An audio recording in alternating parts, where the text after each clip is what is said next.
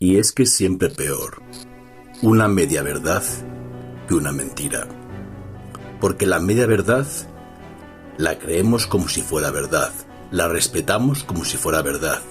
Sin embargo, no deja de ser una mentira, camuflada por una parte de verdad. El mundo se ha llenado de esas medias verdades, de esas mentiras que tienen algo de verdad. Y vivimos con ellas y, lo que es peor, convivimos con ellas. En el mundo de la política están llenos de esas medias verdades con las que juegan para manipularlos. Y al final todos hemos copiado esa fórmula de utilizar medias verdades. Por ejemplo, les voy a contar una muy interesante respecto al yoga y las técnicas de meditación. Habrán oído más de una vez a grandes profesores de yoga y de meditación hacerles mención de que hay que fijarse en la respiración, de que hay que fijarse en cómo entra y cómo sale el aire, en que hay que desligarse de esa respiración y solo observarla, mantenerse como el observador. Y aunque cada maestrillo tiene su librillo y te lo cuenta desde su forma de interpretarlo, todos cuentan lo mismo, que hay que observar la respiración, hay que intentar desvincularse de ella y tan solo observarla, observar cómo entra y sale el aire. Pero esta no deja de ser otra media verdad que ya se ha extendido por casi todo el planeta, porque los grandes santos que han practicado el yoga y la meditación te dicen que hay que fijarse en esos espacios donde el cuerpo no respira, y que según tú te vas fijando y poniendo tu atención en esos espacios, en esos intervalos donde el cuerpo no respira, estos cada vez se harán más largos con el tiempo, hasta llegado el momento que pueden llegar a hacer que cese la respiración. Pues con el tiempo, y según tú te vas fijando en cómo entra y sale el aire del cuerpo, y te desligas del acto de respirar y tan solo lo observas, pero y además observas esos intervalos donde el cuerpo no respira, la respiración cada vez se va haciendo más lenta y más lenta, hasta que al final el cuerpo no necesita respirar. El cuerpo necesita respirar sobre todo en los procesos de estrés y de supervivencia.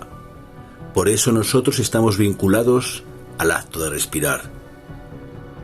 Nosotros creemos que somos tensión, cuando lo que de verdad somos es relajación. Cuando usted se relaja, apenas el cuerpo necesita respirar. Pero cuando usted está estresado, que es la mayoría de las veces, necesita respirar y con una frecuencia cardíaca bastante elevada. De hecho, metafísicamente hablando, sus pensamientos se asemejan o son idénticos a su respiración. Cuanto más frenética es su respiración, más frenéticos son sus pensamientos. Y quien consigue desligarse del acto de respirar y tan solo lo observa y se convierte así en el observador de su respiración, metafísicamente hablando también es capaz de desligarse del acto de pensar y de retirar la atención a sus pensamientos, convirtiéndose así en conciencia pura, en el observador. De todo esto y sobre todo de esta observación que he hecho, se deducen dos cuestiones. La primera, en su momento se dijo, pienso, luego existo. Pero si se da cuenta usted, también existe cuando no piensa. Es más, cuando no piensa, su existencia es inmortal. Y segundo, hay vida más allá de la respiración. Porque como usted se habrá dado cuenta, después de cada inspiración y cada expiración, se produce un breve momento en el que el cuerpo no respira y sin embargo sigue estando vivo.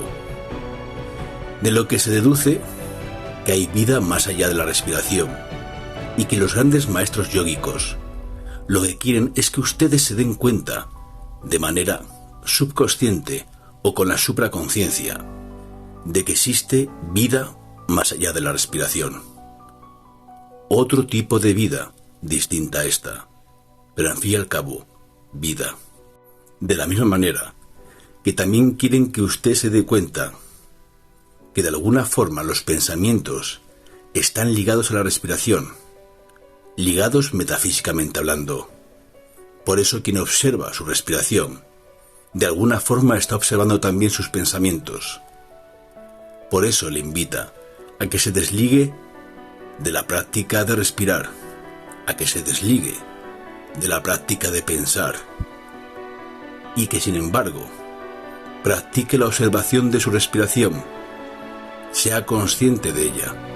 De la misma manera, practique la observación de sus pensamientos, sea consciente de ellos, porque el ego deduce que si piensa, existe, pero inevitablemente y gracias a Dios, más allá de los pensamientos, también hay existencia, una existencia infinita de la que todavía no somos conscientes.